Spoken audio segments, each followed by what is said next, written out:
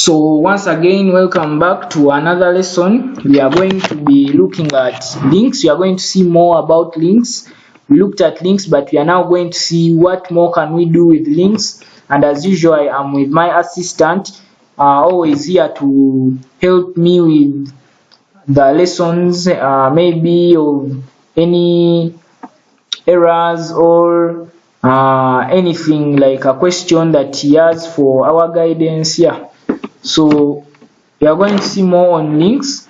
So first of all, we are like in the last lesson I taught you how to open a link. So this is how we open a link. Open the anchor tag, add a placeholder that is going to hold the link, and close the anchor tag. So this anchor tag is like, now an anchor is like something that is holding upon another thing, and a link is now the connection between those two. So how do we bring in the link? Use the ref attribute, and then you can give the reference of that link. Is it an external link or your own link? Like me, the lesson.8.html is my own link. So let's see how we can use the target attribute to set the target of a link. So you normally say target is equal to, and then give a value. You insert an underscore, and then when you say blank, this is one of the values.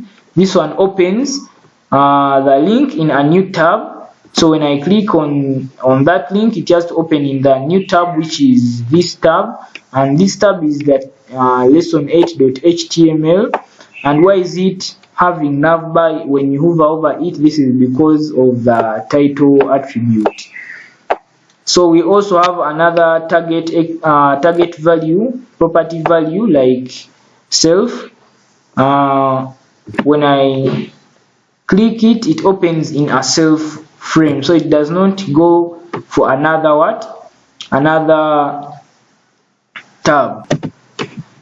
So let us look at images, how we can use images as links.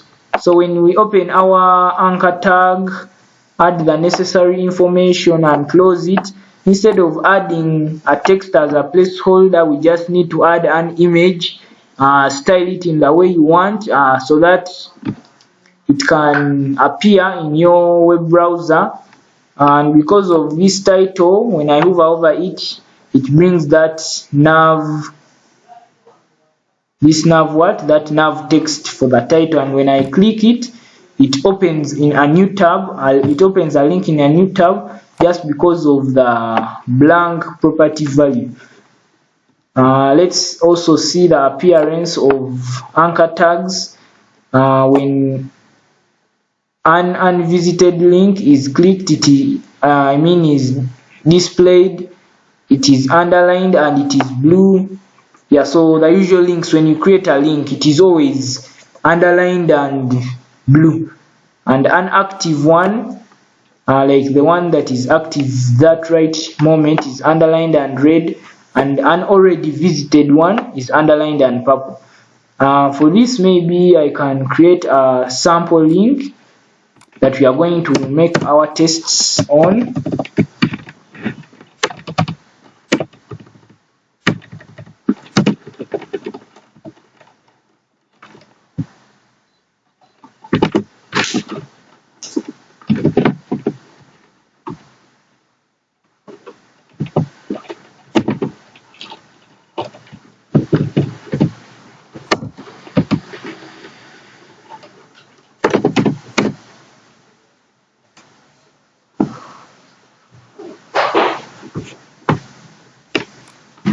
Yeah, so it's ready.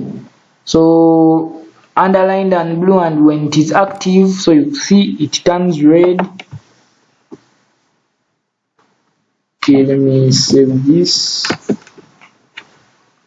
refresh, and so you see it turns red. So you can change it.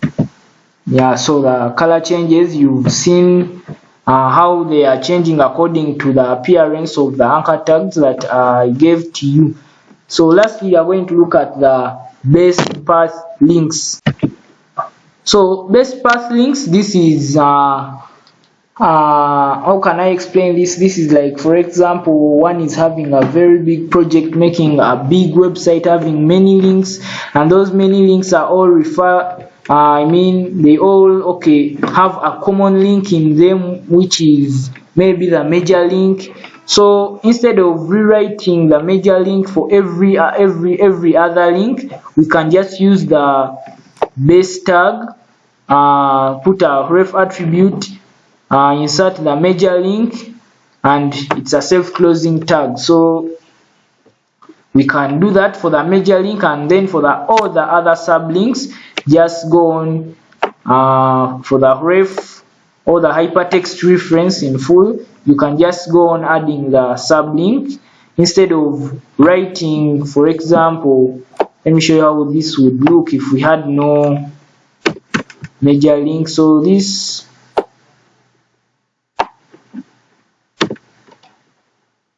would look like this, the major link stroke the sublink, and that's all a link for this. But you can ignore this if you use the base path links. Use the base tag. So let me hand over the microphone to my assistant to see whether he has anything. And before that, so as you can see, this link is blue. So now it is blue and underlined because it is unvisited. No one visited it yet.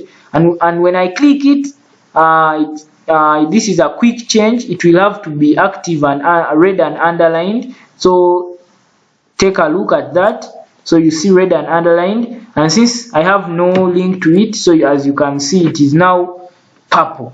It didn't take us anywhere because I have nothing as a link for it. So let me hope you've taken note of that change. So another thing is that for images, you cannot, like, images have different features than texts. You cannot say that an image, since it's a link and not yet underlined, not yet visited, it should be underlined and blue. No, this is an image. So this only works for texts. Maybe I can add that.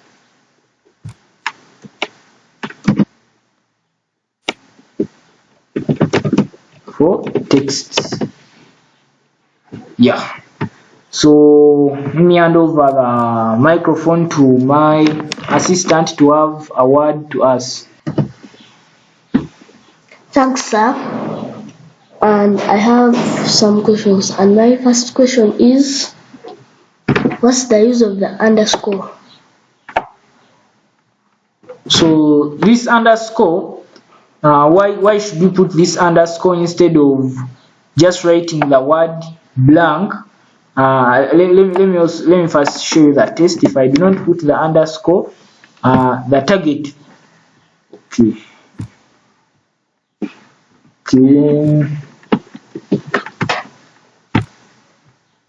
Okay, I think these underscores bring no difference, because when I remove them, the target is still executed. So those underscores, yeah, so I think that was an error. As I was typing, I inserted them, so I thought they should be, yeah. So these underscores can be ignored. Yeah. Any other question? Yes, my other question is, what are base path links? Base path links, as I explained, this is just a way we can use to reduce on the writing of maybe crowding our link tags, our anchor tag, or adding the major link to all other links. So for this, we can just add the major link in the base tag in the head. Yeah, as I explained, I think this is explanatory. just because I do not have an example to show you this, but yeah, this is how it should work. So with that, thank you very much for viewing, and bye for now.